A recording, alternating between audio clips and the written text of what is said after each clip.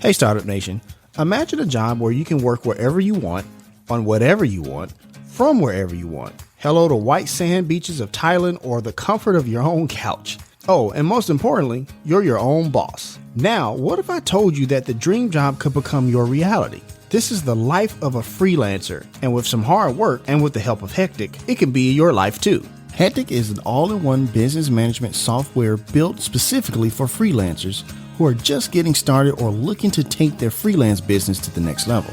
Hectic is everything a freelancer needs to get started, from an easy-to-use contracts and proposal builder to client management and project tracking to expenses and invoicing that features click-to-play technology that makes it quick and easy for freelancers to get paid. And we all want to get paid, Startup Nation. Built specifically for freelancers, Hectic is everything you need to get started. Visit gethecticapp.com/the startup life now to learn more and start for free. Yep. Adding your first client on the platform will always be free. And if you sign up through gethecticapp.com/the startup life, you'll be supporting me and this podcast, because who couldn't use a little support these days, Startup Nation? Visit gethecticapp.com/the startup life to find everything you need to start or grow your freelancing business today and put those in-demand skills to good use in the way you've always dreamed of. The link is there in the show notes. It's time to be about that life, the startup life. Here's your host, Dominic Lawson.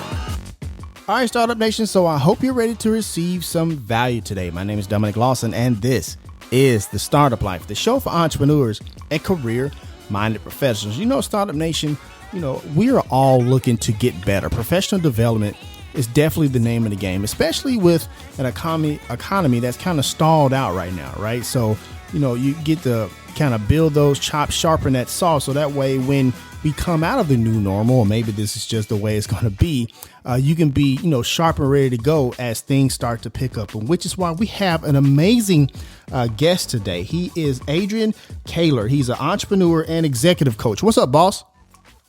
Hey, Dominic, great to be here. And hello, Startup Nation. Awesome stuff. Awesome stuff. Thank you so much for being here and sharing your time, man. I really appreciate it. Let's kind of get right into it. So usually I've been asking people, what they learned from 2020 and stuff like that, one year for the record books. But I'm curious, as an executive coach, what were some of the things maybe you learned, not necessarily learned just in general, but maybe learned from some of your clients from time to time this past year? Wow, great question. And again, grateful to be on here just because I always learn so much from these types of conversations. Sure. Everything's a learning environment if you got ears for it and eyes for it. So, absolutely. It was interesting. I sometimes forget that my clientele are all over the board as far as industry, vertical, and life cycle. So of companies, I see things. I don't look at the big picture like the collection of clients very often. Right. So I don't notice it like that. So my point being that in COVID, all of those distinctions really started showing up about where companies were in their own life cycle, what industries were affected by such a pandemic, and then how different types of leaders responded to chaos and crisis. Right. So I had some of my clients really thrived. They just happened to be in industries like health and wellness, for example, and they boomed. Right. And they felt guilty about that. The world was falling and they were thriving. Right. And they wanted to handle, it was an interesting simultaneous. This is one of the learnings to get to your question. Like, how do you handle because in a chaos, especially in a moment of chaos like this, I guess I should say it this way, paradoxes occur more quickly and clearly right. in chaos than in regular life. You just don't notice them. So, for example, the company that I work with, one of our clients called Smarty Pants Vitamins. Right. I've been working with the husband-wife combo, co-founder, co-CEO pair for about 18 months. We've worked with their top 11, now 14 actually, executives, training and such, and they thrived. And as a company, they thrived. They just exploded because everybody wants to, boost up their vitamin world. But at the same time, individuals inside the company are having such a different experience all over the board because of where they are in life and where they are maybe socioeconomically and where they are environmentally and family. And if family's sick, if family's well, do they have kids? Do they not have kids? Is everybody safe? Is everybody not safe? Right. And everybody's staying at home, and how, never before has work-life balance been disrupted. And when we used to, people used to complain about not being home enough. Now they complain about not being at work enough. Gotcha. It's just like, oh man, when will I escape my 4-year-old? I want to get back to work so I can actually think. So, so part of that is that paradox of, the company might be doing well, but the people aren't doing well. Right. And they are obviously the source of the resource for the company doing well. So paying attention to really the distinct dynamic of being present with the person in front of you, even when, you're in a fire drill, because people will fall apart. For sure. If you don't really see them in the midst of the moment that you're in. And as an ambitious leader, which all our clients are, very hyper ambitious, they're very goal oriented. So those that really are people first type leaders thrive during this environment. Those that are, goal first type leaders, really even had a harder time in this environment because they're used to like not even noticing circumstances and just pushing towards a goal, which I think in most environments is a great characteristic. But in the middle of this, other people are going to be all over the board in the midst of the pandemic in 2020. So having more space for people and really being willing to have a simple conversation about how people are doing and getting them back onto the playing field was challenging for some leaders.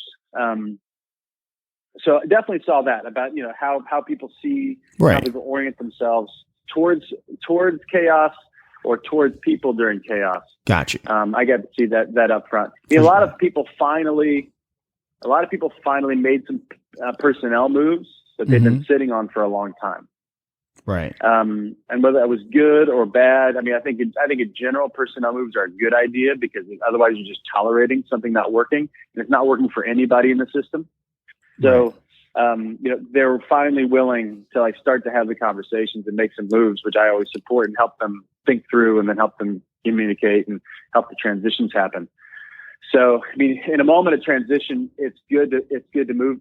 People are looking for stability, but honesty in this day and age, especially in the world of fake everything, honesty is the new stability, because we can't control the pandemic, but we can control how honest we are with our people. Honesty is the new stability, Startup Nation. I definitely appreciate you saying that, but we're seeing a lot of that for sure. I want to go back to something you said though, which I found interesting, because we have executive coaches that we've had on the show in the past and stuff like that. And they talk about, how they got clients through the pandemic, whether it be, maybe they was getting ready to go out of business, maybe they went out of business and we try to return back. But very rarely we hear about kind of like you kind of described it. It's kind of like a survivor's guilt, if you will, where they're flourishing and maybe their other, maybe some of their, employees are not doing so well. Maybe their other entrepreneurial friends are not doing so well, but you're thriving. So I appreciate you sharing that, because I don't think that part of the story gets told enough, because that's a thing as well. Yeah. It's hard. That company we just talked about, they just sold the Unilever. Right. It's public for more than $500 million. Right. So what do you do, right? What do you do when the world's crumbling and you're having, the moment you've been striving for the last 10 years? Right. Well, you thank people deeply. You lock in and don't out of guilt self-betray. And then you decide to be as generous as a human being and strategic as a human being as possible, which is exactly what, Gordon and Courtney have done. Right. Is they appreciate, and they help people transition, and the Unilever, and the company's still intact. Unilever just talking, but you just take care of people. You go deep and you do everything you can do. I hear that. And that kind of goes back to what you were saying about being honest and genuine and stuff like that, for sure. I'm sorry. I just want to throw that in there, but no, I appreciate that. No, what's good? What's the old, it gets tagged to Nelson Mandela. I think it's Marianne Williamson talking about like the world doesn't need us to play small. So we need to be thoughtful and, empathetic and loving and understanding that some people are really struggling, but the people that are struggling don't feel better if we start to play small and just start to, actually act like other things aren't working. They need everybody. People need to be noticed and cared for and advocated for. But we don't need to lose so we don't make people that are having a hard time feel better, because it won't work anyway. Right. For sure. So, thank you. No, go ahead. Advocate more, I say. Yeah. I get you. I appreciate that. Advocate more, for sure. I appreciate that. And Startup Nation, some of those clients that, are in Adrian's arsenal there is Nike, Virgin, Hyperloop One, Herschel Supply Company, Oprah Winfrey Network, and more. And if you want to check out, some of what Adrian has going on, make sure you check out takenewground.com. We have a link there in the show notes for easy access if you listen to the replay on the podcast. If you're looking for that executive coaching, make sure you check out that website. Adrian, I want to ask you this, man, because, when we talk about COVID-19, the pandemic and economic crisis and stuff like that, a lot of people have said, I've heard people talk about, presidents this way, that you never let a good crisis go to waste, right? It just seems like people tend to rise to the occasion, right?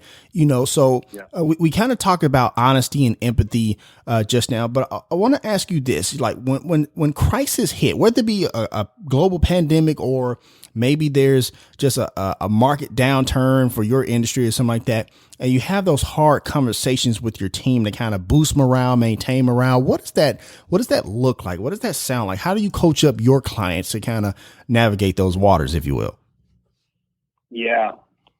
I love that quote. I think it's Churchill. Don't let a good crisis go to waste. Mm-hmm. I had a friend of mine, her name's Laura Wasserman. She's a LA, Los Angeles based divorce lawyer. And when I met her, when COVID hit, she said, "Can you write an article for the website?" And I used that as the title of that article, which is, I think it was, "Don't Waste This Crisis." And the conversation was about with families. It's like, hey, if you've been waiting to talk about something, now is the time to talk about it. You're looking face to face. Now's the time. Utilize this as an opportunity instead of, utilizing it as another way to hide, another way to avoid. So, but to your question,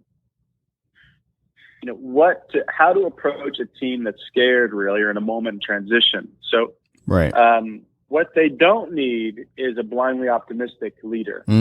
Right. That's what they don't need. They don't need merely a cheerleader, because you're going to lose credibility. What they do need is for you to understand that what they do need is for you to communicate to them in a way that they feel like you get them, you get their concerns, and you might not actually get their concerns. You got to go learn what they are. So before you're going to stand up on a chair or make some kind of royal declaration from some leader, you better go get connected to your people and find out what people are really concerned about. Right. And what's going on for them and how hard things are for them. So you can actually speak to it. And I would speak right to it. Like, this is I don't know if I can cuss on here, but Go for it, man. This is a shit. I just say, like, hey guys, this is a total shit show. Right. It is worse than we thought it was going to be. Right. I am all over the place. Right. I don't know about you, but when I wake up in the morning, I'm out of my routines and I don't feel good in the morning. And it takes twice as much energy to pull myself back to my desk and get locked in. What about you? Right. Now, that's you're helping to label the concerns on the other side. Right? When you're talking, you want to label the concerns that people aren't saying, because when you label them, when you say it, they get it and say, "Oh, that's what I'm going through." And this person that I look up to, they're going through the same thing. So that's like first step is this we're in the same boat. Communication. Where a leader doesn't stop, but a leader doesn't stop there. A leader says, "Here's what I'm doing. Here's what I'm doing to lead myself. And if we're not in a, how do we lead ourselves as an individual? Because everybody's got a boss, right. and it's themselves. Like, I'm my own boss. I mean, I happen to be in my company, but I mean, like, as a performer, as a player on the field in life or whatever, like, I'm my own coach. I am my own boss, and I'm my own employee. Like, I got to run myself. Like, right. Leadership starts with me. So helping people own that, hey, this is going to hit you, whatever crisis, it's going to hit you a lot of ways. And here's what we got to do to help us really manage and lead ourselves through this transition. Because a leader can't save anybody. A leader can invite somebody to really save themselves. They can lead the way, they can show, they can promote, they can model, but they can't carry somebody. Now, it might feel like they're carrying somebody, but you really authentically can't. Somebody's got to want to make it. Right. Right. You know, it's funny you mentioned that. And one of the things Startup Nation knows about me about, I love sports metaphors, because I think a lot of times people like the hero aspect of it, right? Like, this guy got us out of this, whatever, but it really wasn't just that person. Now, I would, probably add to that and say that, it seems like those leaders make it seems like they did, but he just encouraged you to do more. So, I really appreciate that, because like I said, we kind of fall into this fantasy that, like, this person got us out. It was really a team effort. But something you said earlier that I thought was really important about there's the blindless cheerleader aspect of it. Because I imagine not only is that not good, that could be dangerous. Wouldn't you agree? Yeah. Yeah. I think it is. It is dangerous. It's not only not helpful, it's really dangerous because it's false hope. Right. Because emotions aren't going to do the trick. And like, vision without application won't do the trick. Right. And like, it's kind of like saying, hey, Dominic, next week, why don't we go climb Everest? Mm-hmm. And that's a naive statement. Sounds great, would be thrilling, but we'll die out there. Right. Exactly. I know I will, because I won't know the first thing. Right. Well, we're not prepared, man. Right. We're exactly. Not prepared. And, and a leader's got to sell somebody on the struggle. Hey, well, tell them on the struggle. What I mean by that is, there is something worth fighting for. Right? Because, hey, we're about to step into a fight. We're in a whole new reality. None of us know what we're doing. Here's what I'm committed to despite everything that's happening. Here's my value structure. Here are my priorities. Here I stand. I'm not effing around. Here I am. Right. Not apologetic. Here I am. See me, right? That's what a leader does. Takes a stand for something. And by the way, if you're going to follow me and if we're going to make it through it, here's what's going to be required of you. This is not the walk in the park. This is harder than ever. Right, and I need you. Here's what the walk's going to look like. Right. So it's that type of, summoning. That's the word I like to think about, like summoning people to the surface. And we don't need one hero. Everybody must act heroically, like to overcome things they've not ever had to overcome before, whether those battles are internally for them or externally for them. Like, I really call to the surface everybody. I think this is the way the world's crafted, is that everybody's got this hero ethic baked into them. We all want to overcome something, even if for all the cynics and all the victim-y type people out there, which there are plenty, which I could play that part as well at times. But at the human core and the soul of the human is somebody that wants to make it. They want to live, you know. So a leader's job is to call that to the surface, not to be to your point, the hero, the knight in shining armor or whatever. Those are egomaniacs, and trust me, I've tried that plenty of times.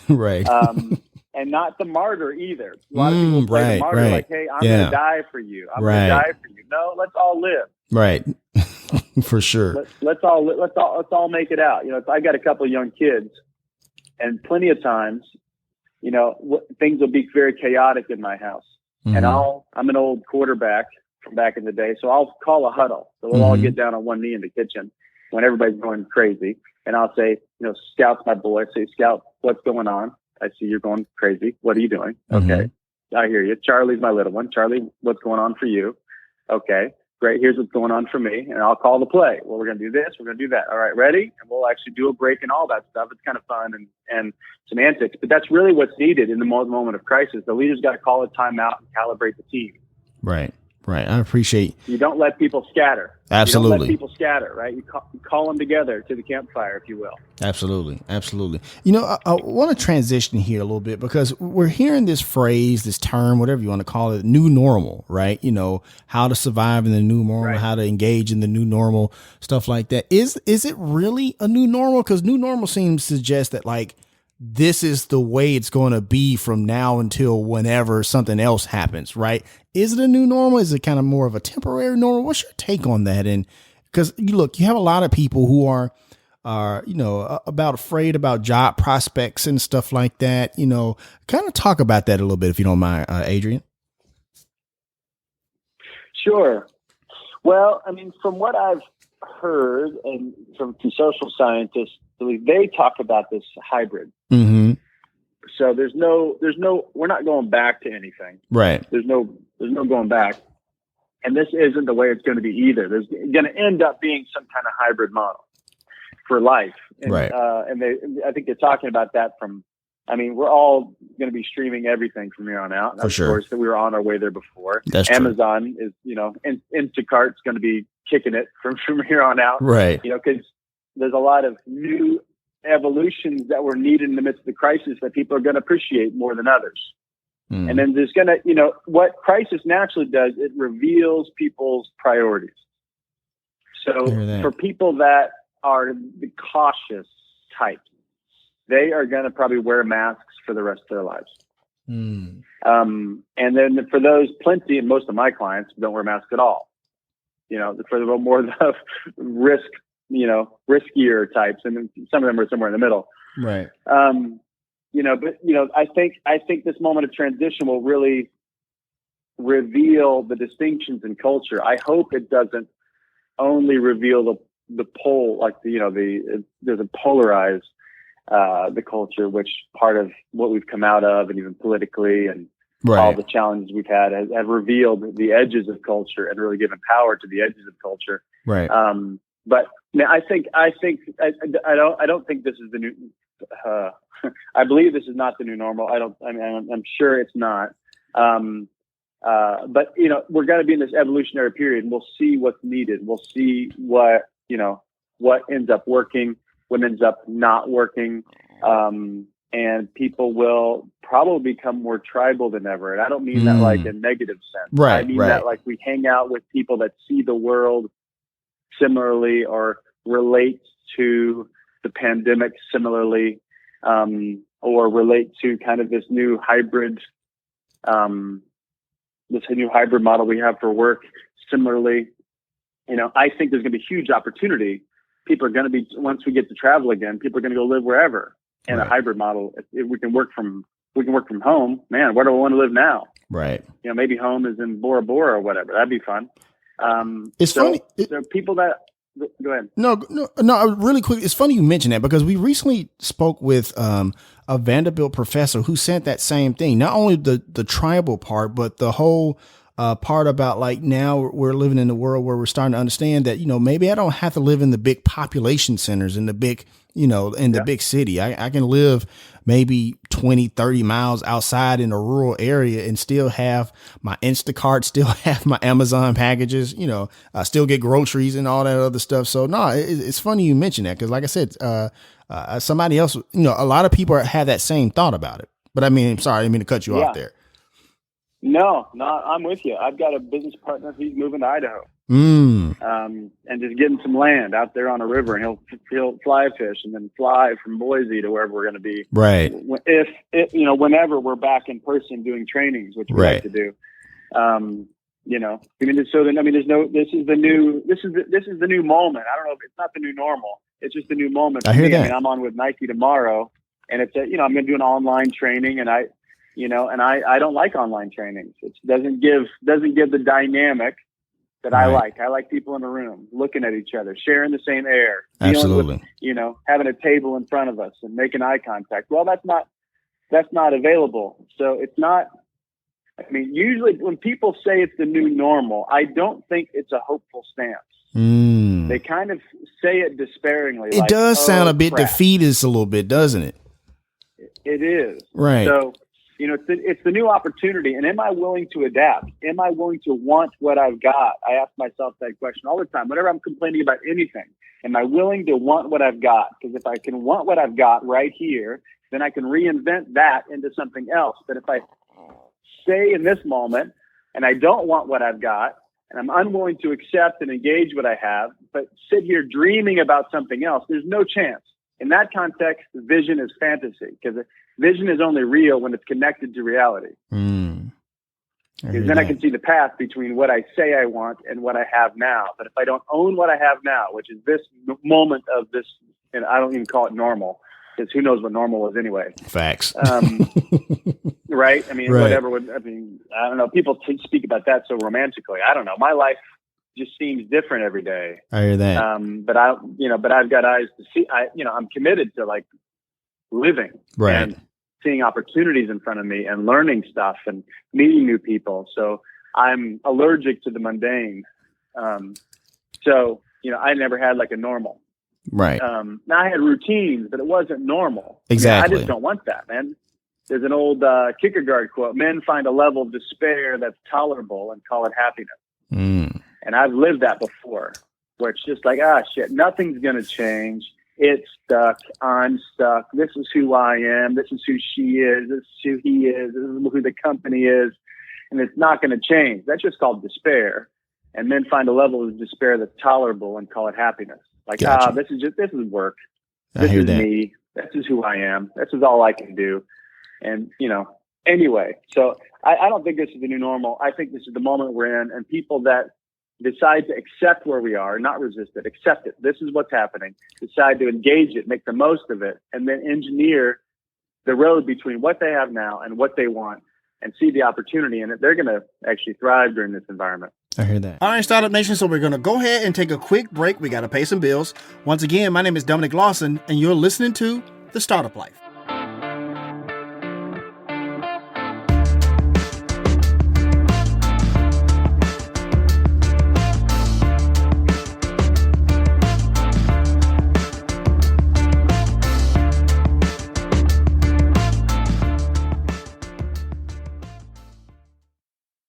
Hey, Startup Nation.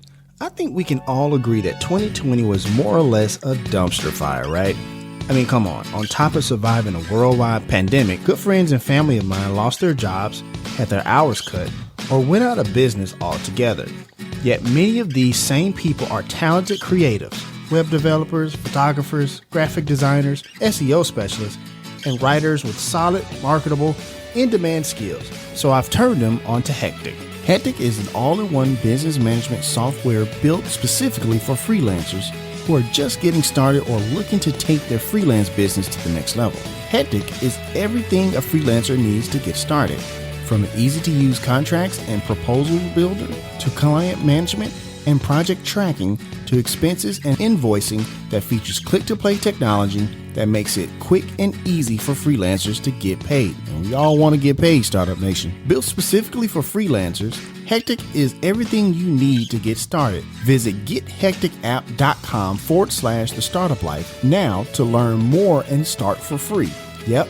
Adding your first client on the platform will always be free. And if you sign up through gethecticapp.com/the startup life, you'll be supporting me and this podcast, because who couldn't use a little support these days, Startup Nation? Visit gethecticapp.com/the startup life to find everything you need to start or grow your freelancing business today, and put those in-demand skills to good use in the way you've always dreamed of. The link is there in the show notes. All right, Startup Nation, welcome back as we continue our conversation with today's guest here on The Startup Life.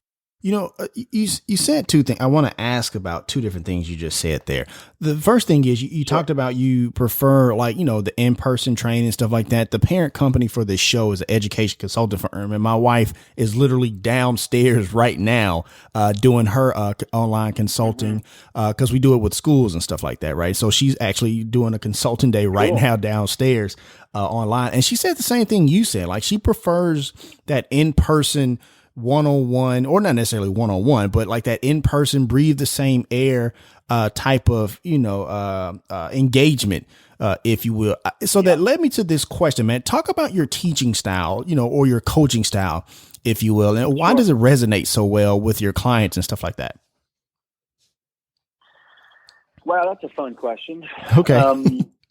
I don't think I've thought about that before. Let's see. Gotcha. So why does it resonate? But your specific question, this is great. Why does my style resonate with my client? Right. Well, it's good to make that distinction because I don't resonate with everybody. For right. Sure. And I gave up on that a long time ago. I chose that the clients I was going to go after were very ambitious, frustrated people. And people that are listening, that can go to frustratedfounder.com, which is where I kind of articulated what's going on for my types of clients. They usually started something and there's something frustrating them. Right. So why do my clients like it? My clients like it because I don't kiss their ass. I don't need them. I tell them this in the first call. I warn them. I just say, I say, okay, first off, just so you know where I'm coming from, I am committed to being a fierce advocate for you. So advocate meaning I'm going to get crystal clear on where you're headed, where you want to go, and I'm going to believe it's possible more than you. And I'm an advocate for you like that. I'm going to have all the conversations that I think need to happen to get you there. Mm-hmm. And I'm fierce because I want you to like me because I'm a human, but I do not need you to like me. And I'm going to say things to you that no one else in the world will say to you. And if that doesn't work for you, then fine, we shouldn't work together. Right. But I'm going to say what's true for me. I'm going to say what I see. And they say, oh, great, I've been dying for that.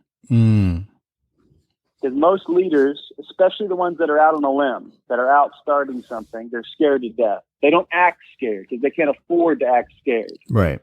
But they are scared, right? They're vulnerable. They're out there. They've thrown their life at something, and they know they're making it up. Of course they are. We don't know how to navigate new terrain. We have to figure it out on the way. And it comes off like it's scary, and all their insecurities. People see them as the most confident people in the room because they act that way. Right. And behind all that is a whole bunch of fears and normal, right? Just like gravity. If you're going to, usually in the first step, I'm like, you sound scared. And they'll say, yeah, well, is that okay? I'm like, yeah, well, you better be scared. I mean, anytime you're venturing, you're going to be scared. Right. So now how much do your fears matter? That's or how to listen. How to listen, I say honoring your fears. How do you honor your fears enough to find the concerns underneath them? Because fears are usually the blanket for a whole bunch of concerns that we ought to pay attention to because those are strategic usually. For sure. So my people like me because I tend to put language to their condition, and they usually have to put on a good face in front of a crowd. For me, I'm no bullshit. Like, let's talk about it. I convince them that they are the ball game.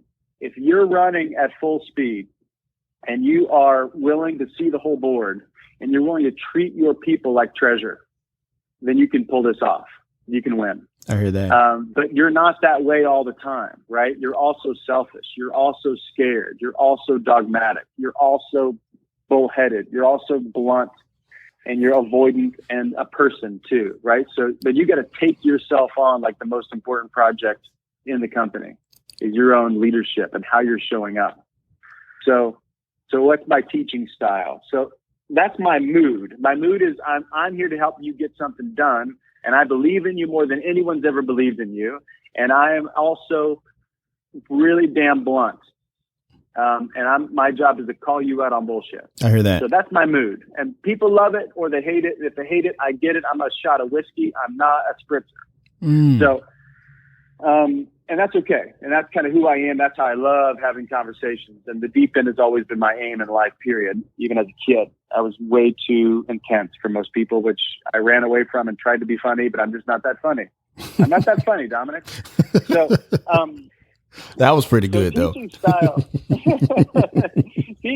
teaching style is I'm not a proclaimer. I'm not here to give advice. I'm actually here to help them discover what they know they need to do, but haven't had the courage to own it. I heard that. So I've got lots of ideas. I've coached people at the top levels for the last 10 years. I usually have pretty good ideas about what to do. But if I teach you that, then I'm giving you a fish. And I'd rather you, deal with the much more complex internal condition of not knowing something, and then having to ask for help, or talk to your team about something, or experiment and potentially fail. That's better for you than me saying, "Hey, well, it's an easy. Here's a 1, 2, 3 process. Go do this." I'd rather them grapple. So my work, my style is much more inquiry based. I heard that. Like, if they've got a person that they need to fire, if they've got a person they're not talking to me about, usually there's something they're avoiding. I'm really paying attention to what my clients aren't saying, as much as I pay attention to what they do say. They, of course, want me to hear what they're saying. They prefer me not to notice what they're omitting from the conversation, but I notice all that too. And I'll bring up what they're omitting. Right. And I'll say, let's say you not talking about Tom is on purpose. Why don't you want to talk about him? And usually there's something they're avoiding in the conversation. And whatever their complaint is about Tom, for example, and I'll say, well, why do you like having a low performer around? I'll say, what? I don't like having this guy around, but I have to for blah, blah, blah. Reason. Right. And I say, well, I say you have exactly what you want at all times. I hear that. Now that's a really risky idea, is that I actually have everything I want. Because if I own that, then I have to own my own inauthenticity. Because I say I don't like that thing, but I keep it around. So I'm obviously lying to myself. I'm inauthentic. And I think we all do this on a daily basis. I know I do. I'm pretty inauthentic. And I don't even know I'm inauthentic. Like I don't mean some stuff that I say, or I'm hiding, or I'm not saying something fully, or I'm not dealing with something in my own personal life. Right? We're all inauthentic. I'm not romantic about my own integrity. I'm committed to having integrity. And the only way to do that is to want to notice when I don't have it. Most people don't want to do that. They want to live in a romantic view of themselves. For sure. So anyway, challenging people to own everything in their lives is a style. And I invite them to take ownership of every result that's happening around them, which most of us, including me, don't want to do. We'd rather coast. We'd rather deal with it later, quote unquote. Right. So my people like that, because nobody else is treating them with that level of honor and respect. Everybody else is, trying to cover their own ass. I don't need to cover my ass. If you like me, great. We'll keep working together. If you don't, great. We'll not work together. No big deal. Right. I only deal with hell yes type people. Gotcha. No, I appreciate that, because look, I think that a lot of times people, well, here's the reason I asked what I asked, because the thing is like, there's a lot of people who say the same thing, right? But everybody's delivery isn't the same. So what person A kind of, their style or whatever may resonate with somebody, but it may not resonate with everybody. And person B resonates with the other people that didn't resonate with person A. So I'm always fascinated by that, for sure. Let me do a quick reset. Once again, Startup Nation, we're in the no bullshit zone, by the way, with Adrian Koehler, the founder of, give me just a second, Take New Ground. Once again, we have a link there. Take New Ground. We have a link there in the show notes for easy access if you listen to the replay on a podcast. Also, there's a link there for a complimentary consult. If you go there down and hit that button, go to the contact us and put your information in there, you can get in contact with Adrian and his team to kind of see if there's some syncing there that can happen between you and your business and your leveling up, if you will. You mentioned that you're going to be on a call with Nike tomorrow. I'm curious about something, because a lot of times when people are looking for that help and stuff like that, they're really in a bad spot. But, we talk about Nike. I mean, come on, it's Nike, right? My question is, when somebody who's already successful is looking for coaching like that, what are they looking for? Are they looking to kind of maintain? Or are they just looking to just squeeze every ounce of juice out of the orange or something like that? What are they looking for? Because like I said, they're already have a level of success. Like, what are those people looking for? Yeah, I mean, good question. I mean, I think people look at like successful organizations and assume a lot that what's going on inside the walls. I mean, reality is, that's so true. Real quick, that's so true. Because I just saw an article just today that CC's Pizza filed for bankruptcy, right? And so it's like, it just goes to show, like you just said, once again, that like we think that just because the names are in lights and stuff like that, everything's hunky dory, but maybe not so much. But go ahead, man. I didn't mean to cut you off. No.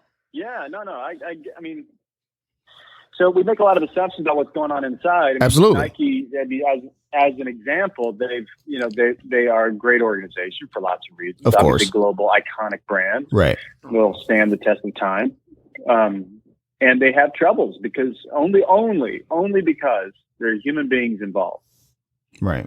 And the human being is a complex organism, right? We're all in search for something, a life that matters.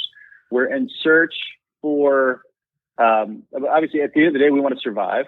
But before that, we really want life to matter. And we want to do it with people, but doing it with people is complicated. And we all speak a very different language. We all see the world so distinctly and so differently. And we all want to get our point across. And, it's just leadership is complex. And when you go up the chain in leadership, you're asking for more problems, and you don't get to do what you used to do, which was just to execute, to create great stuff, and to do great things. As you lead, your job is to do nothing. Your job is to create the environment in which your people do great work, right? And your job is to take care of people. So that's harder than just grinding on a shoe design or a whatever they're doing, right? It's easier to create something on a PowerPoint presentation than it is to talk and have the tough conversations. So to answer your question, like for leaders at Nike, I work with ambitious young leaders at Nike. One of which she made two. She's on their fast track. She made two huge jumps up the organization. The one whose team I'll be working with tomorrow, and she's currently under the right under the CMO. And, she's a striver, and she's trying to make a lot of changes inside the organization that are positive, and that takes some nuance of how to do that in a way that works. Because you can't be cavalier about it. You've got to actually generate the types of conversations where results want to happen and people want to change. Now, that is not easy. Of course not. Because humans don't like to change, right? They want the same, even if they hate what they've got. They'd rather, the devil I know is better than the devil I don't know. Right. I'll stick with this. No, thank you. And who the hell are you for telling me to do anything? So navigating those waters with any leader that I'm working with at any place in the organization, it's really helping them think about what vision they want, which is especially inside of a big organization like Nike or any organization with a lot of speed behind it. There's a corporate vision of where we're going to go. And if people lose track of their own personal vision, then that ends up generating a ton of resentment. And then they end up being pissed at the thing that they work for. And so they live in this dichotomy of, I like it here for XYZ reasons, but I'm not myself here anymore. And now I'm just a hamster on a wheel. That's what people say. Or I'm in the rat race, or I'm getting quote unquote burnt out, which is code for I'm not aligning my personal self with the corporate vision. And they've given up that that's even possible. And they haven't learned how to do that and how to really take a stand and realign a team or move a team or speak truth to power or, and that's a lot of my conversations on how to lead up in organizations. Right. So, anyway, that's a whole bunch about what at least the work looks like. For sure. And if you're in the people game, you're just never done, right? I mean, the human potential, Take Me Ground, our leadership coaching and training company, is under an umbrella company that we own called Human Performance Unlimited. And it's an unlimited game, right? How good could we get? Now that's a fun question to answer, or to stand in. There's no answer to it. Right. How good could we get? How effective could we be? How connected could we be? How much meaning could we generate? How many lives, how many families could we bless? Right. All that. How much is my own capacity? How much can I enjoy life? I hear that. Those are there are no answers to those questions, but they're worth asking and standing in. So anyway, there's a lot in there. I mean, of course. The passion for us. And so to generate all of our work, I'll say it here too, all of our work is very relational. I mean, we have an eye on strategy. We're committed to results, and then strategy must drive results. But everything happens through the quality of the relationships in the room, period. Right. I mean, at some point, if you don't have quality relationships in the room, and quality relationships comes from being radically open and being radically transparent. And if you're not those two things, then results will pay the price at some point. Absolutely. And if you're not those two things, then there's not a sense of love. And I talk to corporate people about love, which people don't talk about very often in the corporate environment. But that's usually what's needed, is just love, is being generous with one another, listening to one another, wanting to get to know the other person, giving the other person 5 minutes to speak. What's going on for you? How do I help? How can I serve you? If you generate that in the room, people show up. And when people show up, they bring all their resources to bear. When that happens, what can happen on the team is unexplored. We don't even know how good it could get. But that's the dynamic that must be generated in any organization, like Nike. Tomorrow, I'm doing a full day on what they asked me to do, which is creating a culture of belonging. That's what I'm talking about for the first day tomorrow. I hear that. They're doing a strategic day the second day. But the first day is really about how do we team in such a way that we can overcome any challenge. That's what I think. How do we be found here? So, right. I hear that. I appreciate that. Thank you so much for sharing it. Because like I said, we hear, you hear Nike and stuff like that. It's like, man, why they need coaching? But I definitely understand that. It's not necessarily, at like the top level, but it's like that you're kind of really training that next wave of leaders within Nike. So I definitely understand that for sure. Once again, Startup Nation, we're actually wrapping up with Adrian. Well, yeah. I'm sorry, go ahead. Adrian, still there? Oh, sorry. I was just going to point. Oh, go ahead. Yes, I'm here. Can you hear me? Yeah, I can hear you. Go ahead, man. I was just going to say, I was just going to say, the top leaders. We're at Hyperloop as well. Right. Los Angeles-based company. They're building the future. Absolutely. Transportation. I've been coaching the founder, the co-founder. He's the only one standing left. Right. For the last year and a half, and they're literally going to change the world. They're Absolutely. Going to change transportation. Man, I can't wait to see that thing, boy. Yeah, they just had their first flight, their first bogey, their first experiment, first time any human being has been in a Hyperloop, right? In their test facility out in Vegas. And my point is, even at that top level, that's Josh, and then we work with Jay, the CEO, and integrate those two guys in the board. And even at that level, in the type of environment we're in, where change is happening at this rate and speed, what's needed in the organization and what's needed for the individual are both distinct and the same.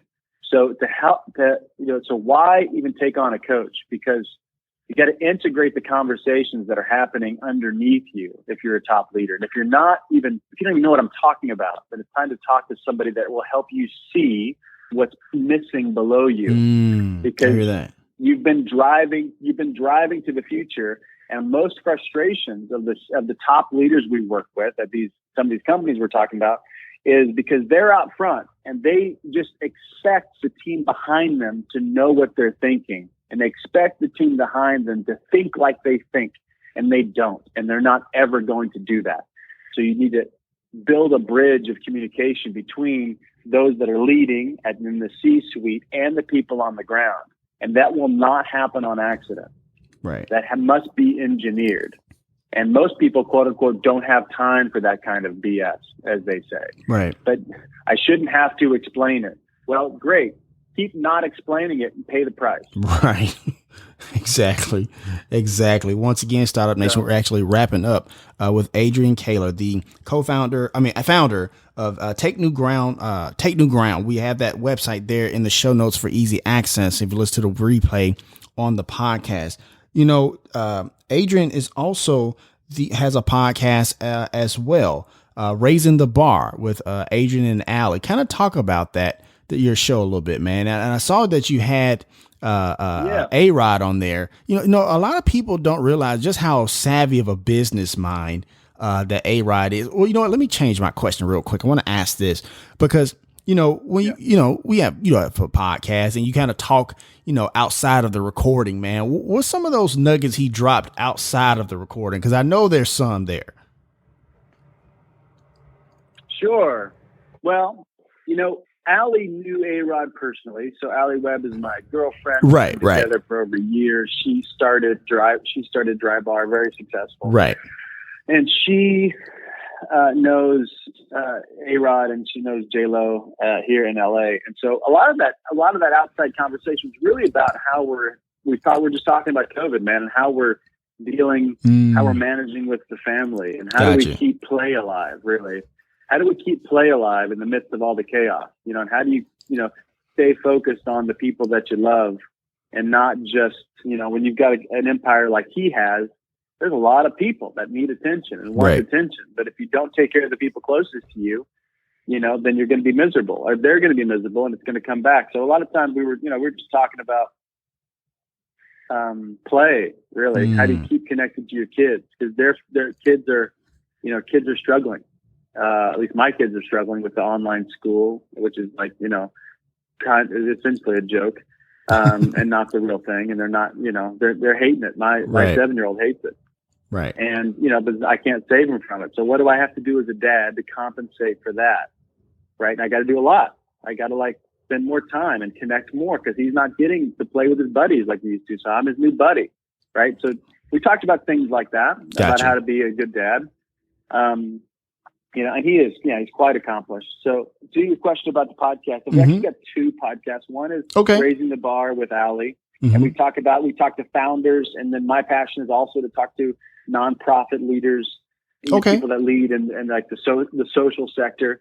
So we've got, just interviewed Brian Larrabee, who started Good City Mentors, a mentoring program for high school youth yesterday. We just interviewed him here in Los Angeles.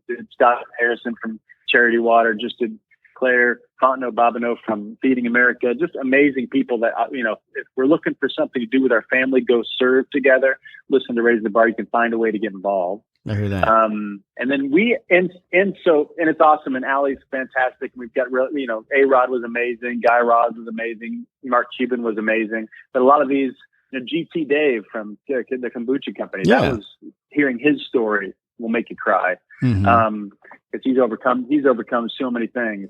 So we really get to the nuts and bolts, not the nuts and bolts, really the guts of founder stories. What's it like to really be throwing your life at something? And really, how do you manage yourself? And how do you take it on? How do you build a team? Those types of what happens behind the scenes. And, we don't talk about all the strategic, I raised this money. And we can talk about that stuff, but that part looks good, and that's just window dressing. What was it like to be the pilot in the plane, man? Right. That's what I want to talk to them about. So we do that. And then we've got our podcast called the Naked Leadership Podcast, which is for Take New Ground, me and my business partner, Dan Tacchini. And we talk about so many topics that leaders are up against. We listen to our clients, listen to what they're going through, and we talk about it for, an hour or so, these topics, like hiring people, like firing people, like leading through change, like how to have conflict, all the really the grease that makes an engine run well, all the interpersonal stuff. You'll hear a lot of that. So that's the Naked Leadership Podcast, and love to have anybody give comments or feedback about that, or send me a note about what you want to hear about. We'll do a special episode for it. For sure. So couple opportunities for people to get free resources that way. I hear that. And Startup Nation, all 3 of the links for those podcasts are there in the show notes for easy access if you listen to the replay on the podcast. And that's going to wrap up our time here on the Startup Life. Once again, we want to thank Adrian Koehler for coming on the show. Thank you so much, AK. Yeah, Dom, thanks, man. And can I offer one more free thing? Please do. For people? Yeah. So if I shot a whole course around how a roadmap for how to manage conflict on your team. How do you have a tough conversation? Because, if you're a leader, you need to have tough conversations all the time. Right. And most people they never got taught how to do it. So they don't do it. And then if they do it really crappy. And then it doesn't work. And then they say, I'm bad at conflict. When really you don't know how to get good at it. Right. So I shot a whole course about it. I want to give it to people. So if they go to frustratedfounder.com, you can sign up. And there's a 5-day free email once a day type thing. And it really gives a great overview to those conversations. And if they want to, there's a whole longer course. And if they reach out to me personally on Instagram, for example, and they say, hey, I listened, to Startup Life Radio, to Startup Nation with Dominic. If you message me on Instagram, I'll give you the entire course. I hear that. So look at that, Startup Nation. Anyway, we love free resources. Yeah, I want as much people to actually make their life work. I want relationships to work. I want people to love their employees. I want people to sleep well at night. So if you reach out to me, I'm just Adrian.K on Instagram. Message me. I will have somebody from my team send you the link for the free course. But go to frustratedfounder.com and check it out there first. I hear that. Thank you so much, Adrian, for that. For sure. And all that information, Startup Nation, is there in the link. In the show. The link is in the show notes for easy access if you listen to the replay on the podcast. And as always, Startup Nation, if you have an idea, be about that life, the startup life. If you want to let us know what you think about our show, have an idea for a show topic, or would like to advertise on our show, send us a message on the Startup Life Podcast Facebook page. And while you are there, like and follow our page as well. It's a great way for us to engage with you, Startup Nation, and really grow our community. The link is there in the show notes. Subscribe to the show as it can be heard on Apple Podcasts, Google Play, Stitcher Radio, Spotify, or even on your Facebook timeline or any other platform you like to get your podcast. If you are listening on Apple Podcasts and you find our content valuable, please give us a 5-star rating, as it will help us climb the charts and help more people find our show. You can also listen to the show on the Startup Life Podcast new website. There you will find the all-new startup blog where I write on many topics that are interesting and helpful to you on your path to entrepreneurship. And hey, if you have an idea, be about that life, the startup life.